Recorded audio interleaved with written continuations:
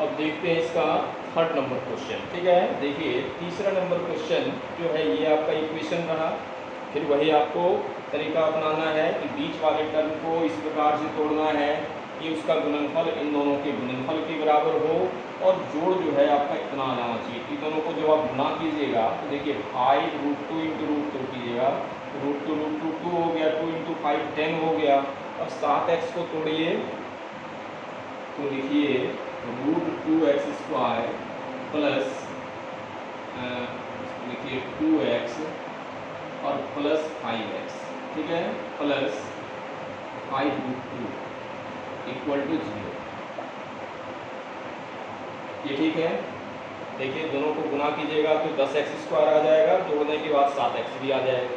अब ये दोनों में कॉमन लीजिए, चूंकि दो को हम लिख सकते हैं √2 इंटू √2 के रूप में, तो दोनों में x भी मिल गया और √2 भी मिल गया, तो √2x, तो इसमें बच गया आपका x और इसमें बच गया आपका एक और √2। ठीक है, यानी 1√2।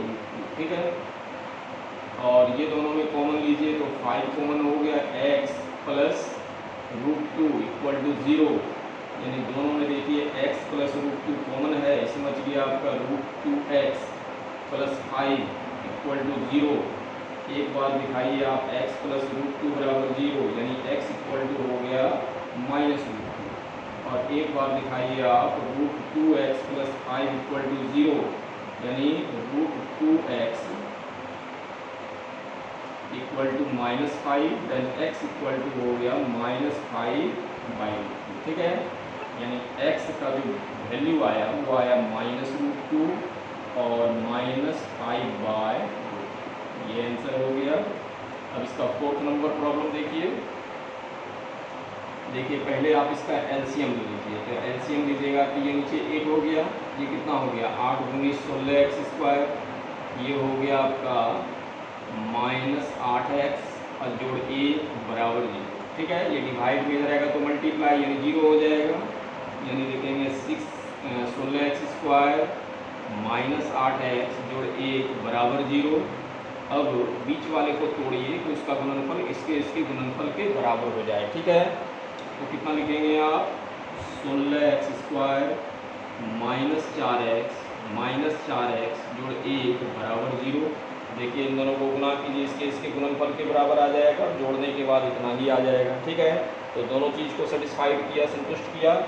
अब ये दोनों में कॉमन लीजिए, तो कितना कॉमन है 4x, इसमें बच गया 4 और x बच गया, इसमें 4x निकाल लिए तो 1 बचा। ये दोनों में कुछ भी कॉमन नहीं है तो 1 सभी का कॉमन होता है, 1 निकाल लिए, इसमें बच गया आपका 4x और माइनस प्लस -1 हो गया इक्वल टू 0। अब ये दोनों पार्ट देखिए सेम है, यानी हो गया 4x - 1, यहाँ बचा आपका 4x, यहाँ बचा आपका 1 इक्वल टू 0, यानी एक बार आप लिखिए 4x - 1 इक्वल टू 0, यानी 4x इक्वल टू 1, यानी x इक्वल टू हो गया 1/4। और फिर से वही चीज़ को दोहरा दीजिए, 4x - 1 इक्वल टू 0, यानी 4x इक्वल टू 1, यानी x इक्वल टू 1/4। तो ये आंसर हो गया और ये आंसर हो गया, यानी x का 2 वैल्यू आया और दोनों इक्वल रहा। ठीक है, इसको नोट डाउन कर लीजिए और इसका 5वां और लास्ट क्वेश्चन बनाते हैं। ठीक है, का लास्ट नंबर प्रॉब्लम जो 5 नंबर है, कितना है 100x² -20x + 1 इक्वल टू 0। देखिए बीच वाले टर्म को तोड़ना होता है इस प्रकार से कि उसका गुणनफल इसके गुणनफल के बराबर हो। तो इसका गुणनफल कितना, देखिए इसके आगे प्लस है, इसके आगे प्लस है, तो 100x² गुना 1 करेंगे तो 100x² होगा, और जोड़ने के बाद इतना आ जाना चाहिए 20x माइनस में, तो लिखिए आप 100x² -10x जोड़ a बराबर 0। ये ठीक है, ये दोनों में आप कॉमन ले लीजिए, कितना कॉमन है 10 और x, इसमें बच गया आपका 10 और x, इसमें 10x निकाल लिए तो 1 बच गया। ये दोनों में कुछ भी कॉमन नहीं है तो 1 कॉमन है, निकाल लीजिए 10x minus plus -1 equal to 0। दोनों में देखिए 10x - 1 कॉमन है, इसमें बच गया आपका 10x - a बराबर 0। फिर से देखिए दोनों टर्म बराबर आ गया, यानी क्या लिखेंगे, एक बार लिखिए आप 10x - 1 इक्वल टू 0, यानी 10x इक्वल टू 1, यानी x इक्वल टू 1/10। और फिर से वही चीज़ को दोहराइए, यानी कितना लिखिएगा 10x - 1 इक्वल टू 0, यानी 10x इक्वल टू 1, यानी x इक्वल टू हो गया 1/10। तो ये आंसर हो गया और ठीक है, इसको नोट डाउन कर लीजिए और फिर मिलते हैं नेक्स्ट वीडियो में। Thank you.